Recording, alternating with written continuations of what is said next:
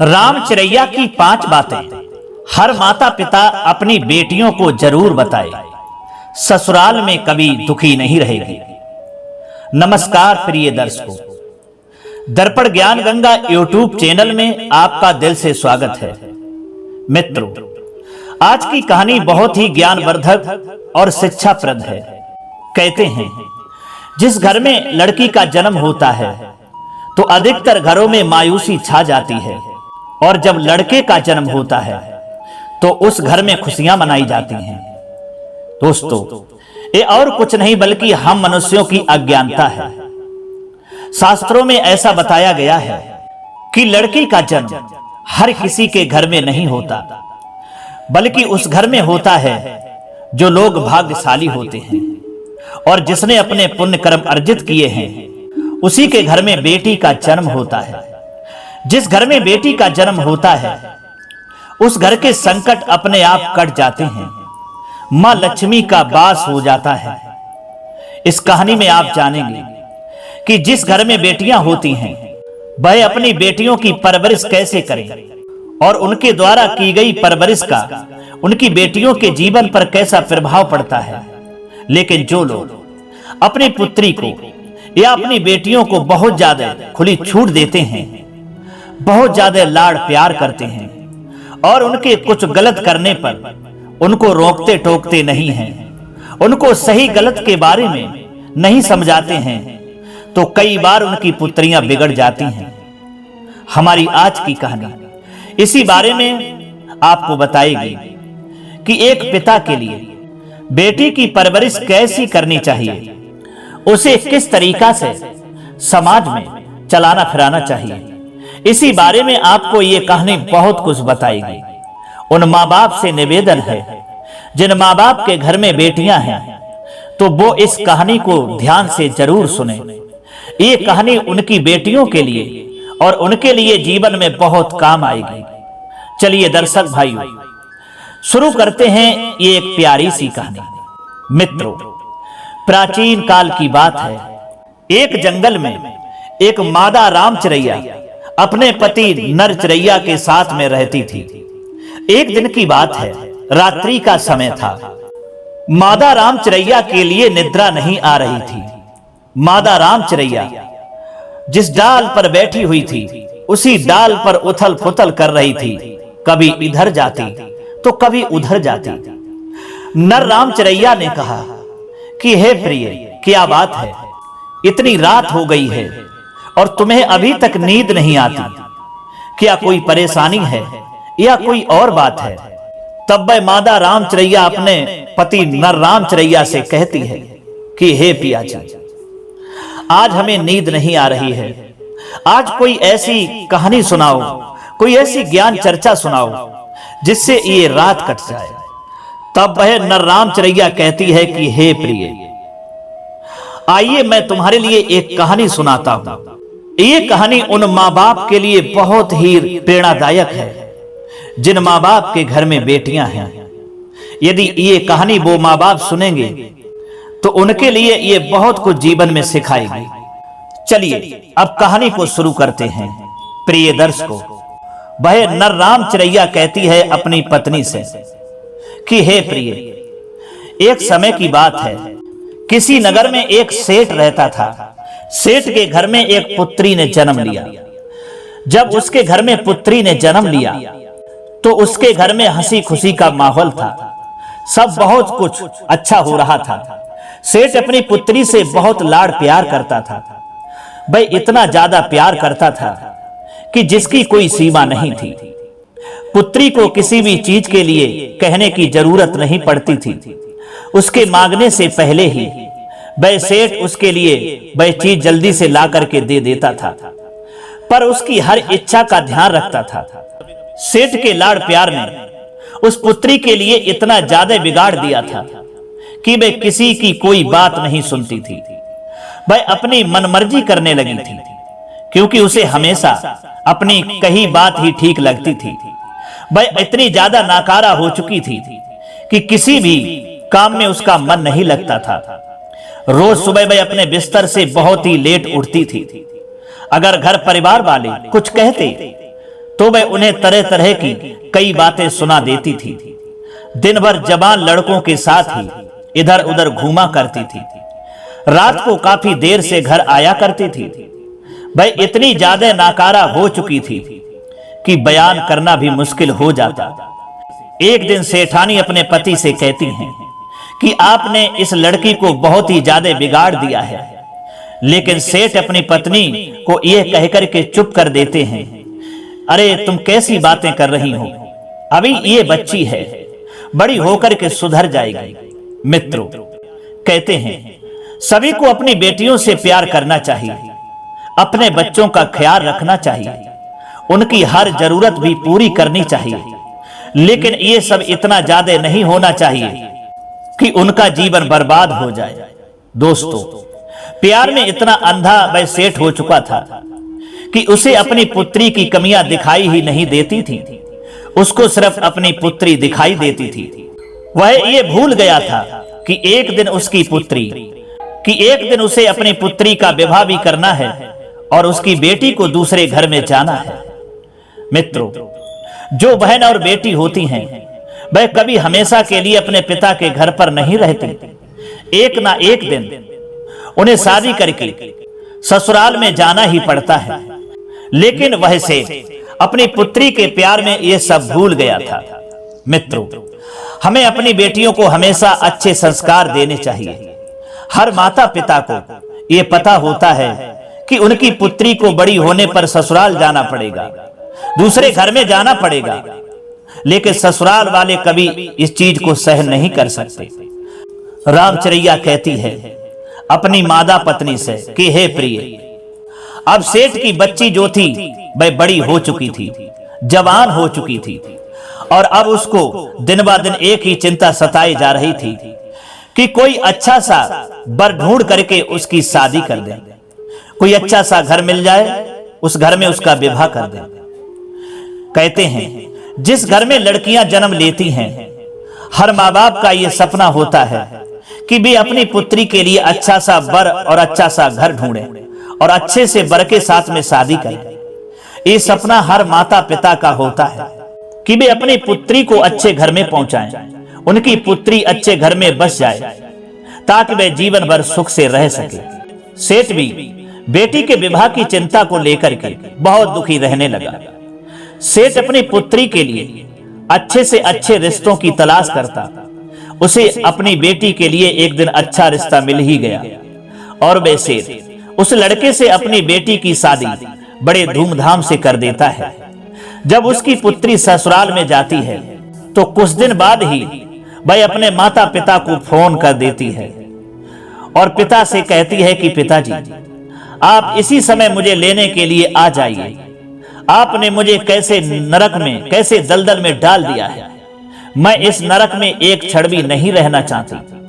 दोस्तों, अपनी बेटी की बात सुनने के बाद वह सेठ बहुत दुखी होता है, वह बहुत परेशान हो जाता है।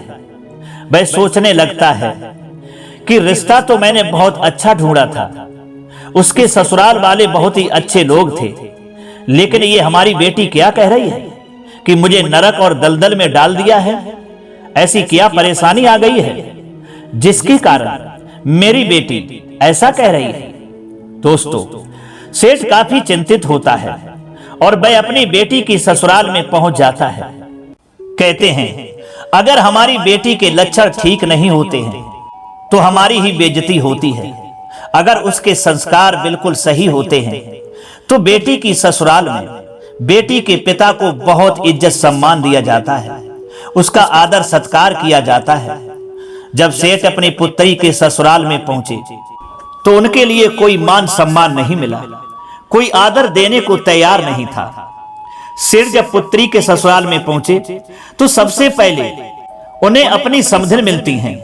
अपनी समधन को वे राम राम कहते हैं, लेकिन वे उन्हें देखती भी नहीं और देख करके अपना मुंह फेर लेती हैं और कोई जवाब नहीं देती। उसके बाद सेठ अपने समधी से जाकर के मिलते हैं और उन्हें भी राम राम कहते हैं, नमस्कार करते हैं, लेकिन वे भी उन्हें कोई जवाब नहीं देते। उसके बाद सेठ उनके घर पर दूसरे लोगों से मिलते हैं, लेकिन वो लोग भी बेटी के ससुराल में सेठ को कोई मान सम्मान नहीं दे रहे थे। उसके बाद सेठ अपने दामाद से मिलते हैं। सेठ को देखकर उनका दामाद उनसे कहता है कि अपनी पुत्री को यहां से ले जाओ, हमें इसकी कोई जरूरत नहीं है।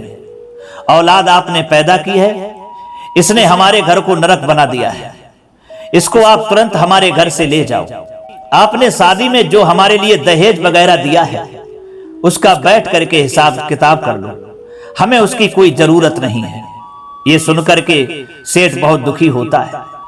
उसके बाद सेठ अपनी पुत्री के पास में जाता है और अपनी पुत्री से कहता है कि बेटी क्या बात हो गई। तब सेठ की पुत्री अपने पिता से कहती है कि पिताजी, मुझे इस नरक में नहीं रहना है, मुझे इस दलदल में नहीं रहना है, नरक भरी जिंदगी यहां नहीं जीना है। यदि आप मुझे जीवित देखना चाहते हो तो आप इसी समय मुझे इस नरक से निकाल करके अपने साथ ले चलो। पुत्री की ये बात सुनते ही सेठ अपनी पुत्री को साथ लेकर उसके ससुराल से अपने घर के लिए चला जाता है। लेकिन जाते हुए भी उसकी पुत्री के ससुराल वाले उस सेठ से ठीक ठीक बात भी नहीं करते हैं। फिर वह सेठ अपनी पुत्री को लेकर के वहां से घर के लिए निकल देता है। रास्ते में जब पहुंचता है तो रास्ते में वह सेठ अपनी पुत्री से पूछता है कि हे बेटी, तुम मुझे एक बात बताओ कि तुम्हारी सास कैसी हैं। तब सेठ की पुत्री कहती है, पिताजी, उसके बारे में मत पूछो तो ही अच्छा रहेगा, वह तो एकदम डायन है, उसने मेरा जीना हराम कर दिया है, मुझे बहुत तंग करती रहती है, मुझे परेशान करती है, ऐसी डायन का तो मेरे सामने नाम भी मत लो। उसके बाद सेठ कहता है कि अब तो मुझे ये बता कि तेरे ससुर कैसे हैं। तब सेठ की पुत्री कहती है कि पिताजी, उस दुष्ट आदमी का नाम भी मत लो, वह तो एकदम राक्षस है।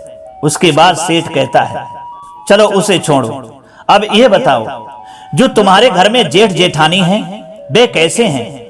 तब वह लड़की कहती है, पिताजी, वह तो जल्लाद हैं, उनकी तो बात ही मत करो, हर दिन मुझे परेशान करते रहते हैं।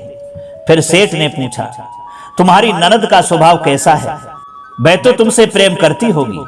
सेठ की पुत्री कहती है, अरे उस चुड़ैल का नाम भी मत लो पिताजी, वह तो फूहड़ है, वो तो चुड़ैल है, उसका नाम मत लो। तब पिता ने कहा, बेटी अब तुम ये बताओ तुम्हारे पति कैसे हैं, हमारे दामाद कैसे हैं, वह तो तुमसे बेहद प्यार करते होंगे। तब सेठ की पुत्री कहती है, पिताजी, वह तो यमदूत है, बहुत ही बुरा इंसान है, उसका तो नाम ही मत लो अपनी जुबान से, उसने तो मेरा जीना ही मुश्किल कर दिया है, हर दिन वह मुझे मारता था, पीटता था, वह मेरी एक भी बात नहीं सुनता है। दोस्तों, अपनी पुत्री की सारी बातें सुनने के बाद में सेठ उससे पूछता है कि अब तुम यह बताओ कि तुम्हारे पड़ोसी लोग कैसे हैं, मोहल्ले वाले कैसे हैं। तब सेठ की पुत्री उससे कहती है कि पिताजी, मोहल्ले वालों के बारे में मत पूछो, वे बहुत ही लुच्चे लफंगे बदमाश हैं, पूरा मोहल्ला ही खराब है।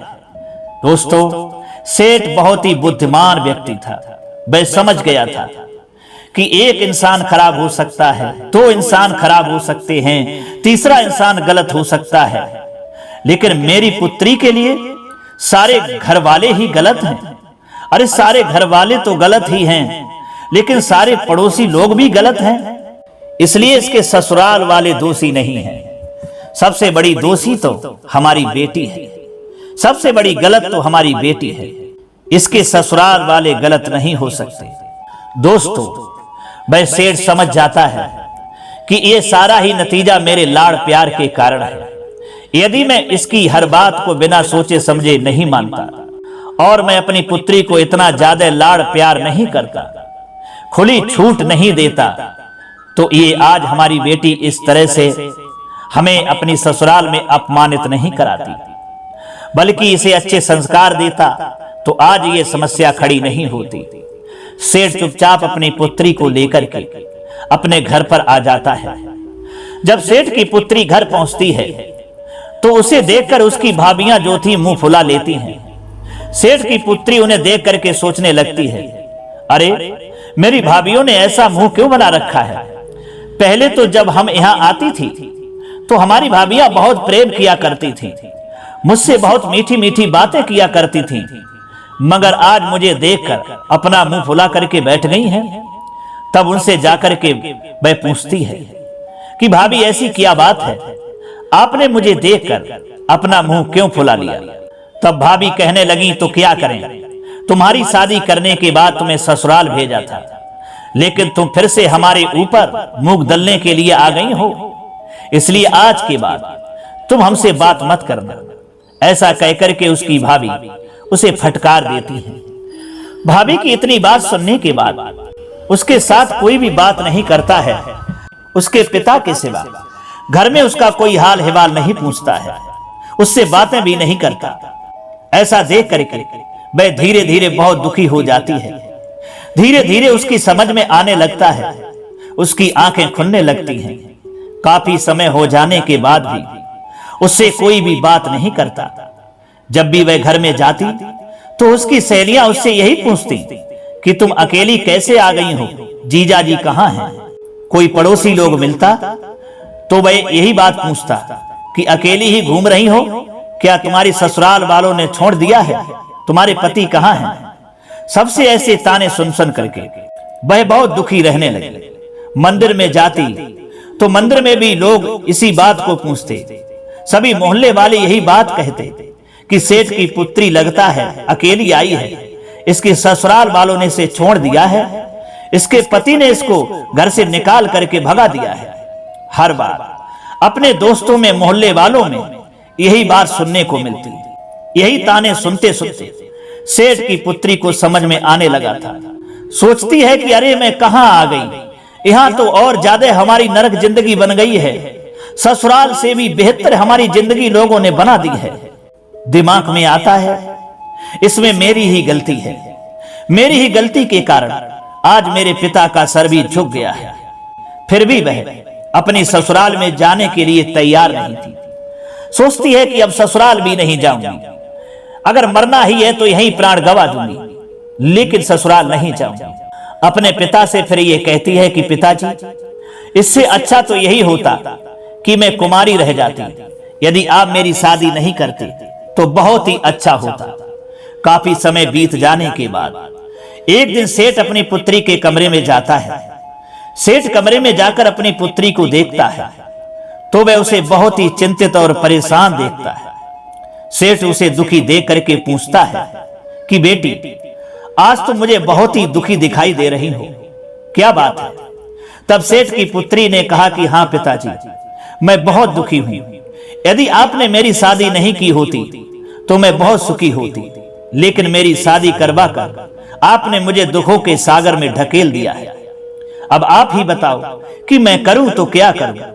तब सेठ अपनी बेटी से कहता है कि बेटी, घबराइए नहीं, हमारे नगर में एक बहुत ही पहुंचे हुए संत महात्मा आए हुए हैं। तुम्हारी समस्या को लेकर के आज मैं उनके पास में गया था, तो उन्होंने मुझे इस समस्या का एक उपाय बताया है, और यदि वो उपाय बेटी तुमने कर लिया तो तुम्हारी ससुराल वाले सभी लोग तुम्हारी मुट्ठी में होंगे और वे सभी तुम्हारे इशारे पर ही नाचेंगे। पिता की इतनी बात सुनकर वह लड़की बेहद खुश हो जाती है और वह कहती है कि पिताजी जल्दी से बताइए उस उपाय को, मैं जरूर करूंगी। तब सेठ अपने पुत्री को उपाय बताता है कि तुम्हें 6 महीने तक एक मंत्र का जाप करना है, साधना करनी है। यदि तुम इस उपाय को ध्यान से लगा करके करती हो, मन लगा करके करती हो, तो 6 महीने में ही तुम्हारे सारे ससुराल वाले तुम्हारी मुट्ठी में होंगे और वह तुम्हारे एक ही इशारे पर नाचेंगे। जैसा तुम कहोगी वैसा ही होगा, जैसा तुम चाहोगी वैसा ही वो लोग करेंगे। तुम उस घर की मालकिन बन करके रहोगी, तुम उस घर में रानी बन जाओगी। उसके बाद वह पुत्री सेठ से कहती है कि पिताजी, ये तंत्र मंत्र वाला काम मुझसे नहीं होता, कोई सरल और सीधा रास्ता मुझे बताइए।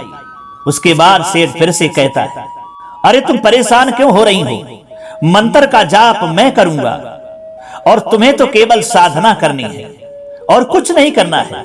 जब ससुराल में जाओ तो वहां जाकर के तुम्हें केवल 6 महीने तक ही साधना करनी है। 6 महीने तक तुम्हें मौन रहना है। ससुराल में तुमसे कोई भी कुछ कहे तुम्हें बिल्कुल जवाब नहीं देना है। हर इंसान की बात को सुनना है और बड़ों के पैर छूना है, यही तुम्हारी साधना है। केवल 6 महीने तक। और फिर देखना बेटी, 6 महीने के बाद ससुराल वाले तुम्हारी कैसे मुट्ठी में आते हैं। पिता की बात सुनकर के पुत्री कहती है कि मात्र 6 महीने में ही ये सब हो जाएगा, इससे ज्यादा तो कोई वक्त नहीं लगेगा। तब सेठ कहता है, नहीं बेटी, केवल 6 महीने में ही ये सब कुछ हो जाएगा। उसके बाद सेठ फिर से अपनी पुत्री को लेकर के ससुराल में जाता है। जैसे ही सेठ पुत्री के ससुराल में पहुंचता है, तब सामने उसे अपनी पुत्री की सास मिलती है। वह उसे देख करके बहुत ही गुस्सा में हो जाती है और कहती है, तुमसे पहले ही मना किया था, फिर भी तुम इस मुसीबत को यहाँ क्यों ले आए? तुम्हारी पुत्री की हमें कोई जरूरत नहीं है, इसे यहाँ से वापस ले जाओ। ऐसी बिगड़ी हुई औलाद आपने पैदा की है, इसकी हमें कोई भी आवश्यकता नहीं है। मित्रों, अपनी सास की ऐसी बातें सुनकर सेठ की लड़की बहुत गुस्सा करती है, लेकिन सेठ अपनी बेटी को इशारे में कहता है, नहीं बेटी, तुम्हें साधना करनी है, अपनी साधना का ध्यान रखो। 6 महीने तक तुम्हें मौन रहना है। जो भी तुमसे ये लोग कुछ भी कहें, उनकी आज्ञा का पालन करना है। लेकिन फिर भी कहते हैं ना कि पुत्री के पिता को हमेशा सर झुकाकर रहना ही पड़ता है। इसलिए वह सर झुकाकर उसकी सास की सारी बातें सुन लेता है और उनसे कहता है कि गलती हर इंसान से होती है, इससे भी गलती हुई है, इसलिए गलती सुधारने के लिए इसे एक मौका जरूर दिया जाए। दोबारा ऐसा कुछ नहीं करेगी जो आपको कोई तकलीफ हो। अगर दोबारा कुछ ऐसा करे तो मैं आपके पास में कभी अपनी बेटी को लेकर के इस तरह से विनती करने के लिए नहीं आऊंगा, आपको परेशान करने के लिए नहीं आऊंगा। दोस्तों, सेठ की विनती सुनने के बाद उस लड़की की सास मान जाती है और कहती है, ठीक है, 6 महीना तक देखूंगी, यदि ये सुधर गई तो सही है, और नहीं तो इसको मैं वापस भेज दूंगी और फिर इसके लिए जिंदगी में दोबारा यहाँ कभी नहीं बुलाऊंगा। सेठ ने सर झुका करके स्वीकार किया। कहा, ठीक है बहन जी, जैसी आपकी इच्छा, आप अपने घर में रखिए, आप विश्वास करिए, ये बिल्कुल सुधर गई है। इसके बाद में अपनी पुत्री को उसके ससुराल में छोड़ करके वह सेठ जो था अपने घर चला आता है। पुत्री अपने ससुराल में रहने लग जाती है और जाकर के अपनी सास के पैर छूती है। उसे देख करके उसकी सास बहुत आश्चर्यचकित हो जाती है कि कुछ दिन पहले तो ये सब पर बहुत गुस्सा करती थी, किसी की एक नहीं सुनती थी, अरे हमारी तो एक भी नहीं मानती थी, लेकिन आज ये मेरे पांव कैसे पकड़ रही है, कैसे छू रही है। उसे देख करके बहुत हैरानी हो जाती है। सेठ की पुत्री कहती है कि माँ जी, मुझे आशीर्वाद दीजिए, आपका आशीर्वाद मेरे लिए बहुत महत्वपूर्ण है। यदि आप मुझे आशीर्वाद देंगे तो मेरी साधना सफल हो जाएगी। फिर उसकी सास उसको आशीर्वाद देती है, कहती है कि खुश रहो बहू, और फिर उसी घर में रहने लगती है। एक दिन की बात है कि वह अपने ससुर के लिए चाय बना करके ले जा रही थी। ससुर को वह जैसे ही चाय पकड़ाती है, तब वह चाय का जो प्याला था उसके हाथ से छूट जाता है और नीचे गिर करके टूट जाता है। तभी उसका ससुर उस पर भड़क जाता है, उसे गालियां देने लगता है, कहता है कि हमारे घर से निकल जा, तुम जैसी बिगड़ी औलाद की हमारे घर में कोई जरूरत नहीं है। इस तरह अनेकों तरह की बातें अपनी बहू को सुनाता है। अब सेठ की पुत्री अपने मन में सोचती है कि यदि मेरे पिता मंत्र का जाप नहीं कर रहे होते तो मैं तेरा सर फोड़ देती, लेकिन क्या करूं, इस समय मैं चुप रहने की साधना कर रही हूं, मेरे पिता मंत्र का जाप कर रहे हैं, इसलिए बुड्ढे तेरी बातों को आज मैं सुन रही हूं। कहने का तात्पर्य है कि सेठ की पुत्री से जब भी कोई कुछ कहता है तो उसे गुस्सा तो बहुत आता है, लेकिन वह कुछ कर नहीं सकती थी, क्योंकि उसे अपने पिता की कही हुई बात याद आ जाती थी कि तुम्हें 6 महीने तक साधना करनी है, चुप रहना है, और मैं 6 महीने तक मंत्र का जाप करूंगा। इस बात को सोचकर वह चुप रह जाती, हर समय अपने गुस्से पर काबू कर लेती थी। इसी तरह से बड़ी मुश्किल से उसने अपने गुस्से पर काबू पाया और धीरे धीरे उसका घर जो था अब बसने लगा। सबको उससे प्रेम होने लगा, क्योंकि वह अब सुधर गई थी और 2 ही महीने के बाद उसमें काफी सुधार भी आ गया था। कुछ समय के बाद में रक्षाबंधन का त्योहार आता है। भाई उसे लेने के लिए आया। भाई ने कहा, बहन घर पर चलो, राखी का त्योहार है, हम तुम्हें बुलाने आए हैं। तब वह उसकी बहन कहती है कि भाई, मेरी सास से मेरे ससुर से जाकर के पूछ लो, वो यदि आपके साथ हमें भेजेंगे तभी मैं आपके साथ में चलूंगी। भाई सोचने लगा, अरे पहले तो ये कहती थी कि भाड़ में जाए सास डायन, आज कहती है मम्मी से पूछ लो, पापा से पूछ लो। भाई ये सुनकर के हैरान हो गया। उसे समझ में नहीं आ रहा था कि वह ये सच बोल रही है या नाटक कर रही है। फिर वह अपनी बहन की सास के पास में गया और उससे अपनी बहन को अपने घर ले जाने के लिए इजाजत मांगने लगा। तो उसकी बहन की सास कहती है, बेटा इसे कहां लेकर के जा रहे हो? इस बार तो इसने मेरे घर को स्वर्ग बना दिया है। ससुर ने भी कहा, बेटा तू जा तो रही है लेकिन जल्दी आना, तू मेरे बुढ़ापे की लाठी है। फिर वह सबसे इजाजत लेकर अपने मायके में गई और जैसे ही वह अपने घर पहुंची, उसके पिता ने पूछा कि बेटी अब ससुराल कैसा है? तब उसने पिताजी से कहा, एकदम स्वर्ग है। पिता ने हैरान होकर के कहा कि पहले तो तुम कहती थी कि ससुराल नरक है। तब बेटी बोली, नहीं पिताजी, अब सब कुछ ठीक ठाक है। पिताजी सुनकर के बहुत खुश हो गया। कुछ दिनों के बाद में वह बेटी अपनी ससुराल वापस जाने के लिए तैयार होती है। ससुराल जाने से पहले उसने अपने पिता से पूछा कि पिताजी आपने कौन सा मंत्र का जाप किया था, वो हमें भी बताओ। तो पिता ने कहा, नहीं बेटा, मैंने कोई मंत्र का जाप नहीं किया था, ये सब तेरी साधना का ही परिणाम है। बहुत मुश्किल से तेरा घर बसा हुआ है, अब तो तूने हमारी इज्जत समाज में और बढ़ा दी है, मेरा सिर अपनी ससुराल में ऊंचा कर दिया। खुशी खुशी दोस्तों वह बेटी जो थी ससुराल चली जाती है। कुछ समय के बाद में गर्भवती हो जाती है, फिर वह मां बन जाती है। अब उसकी गृहस्थी बड़े आराम से चलने लगती है। तो मित्रों कहते हैं कि अपनी पुत्री को ज्यादा प्यार करना, लाड़ करना बड़ा ही खतरनाक साबित होता है। हाँ, अपनी पुत्री को प्रेम करो, मोहब्बत करो, उसकी हर जरूरत का ख्याल रखो, लेकिन उसे इतना भी मत बिगाड़ो, इतनी खुली छूट मत दो कि एक दिन आपको वह भारी पड़ जाए और उसका भी जीवन बर्बाद हो जाए। नर रामचरैया अपनी पत्नी मादा रामचरैया से कहती है, अब तुम्हारे लिए हम ऐसी 5 बातें बताता हूं जिन बातों के लिए अगर हर माँ बाप अपने जीवन में उतार लेता है तो उसकी बेटियां जो हैं कभी बिगड़ती नहीं हैं। अब वह 5 बातें तुम ध्यान देकर के सुनो।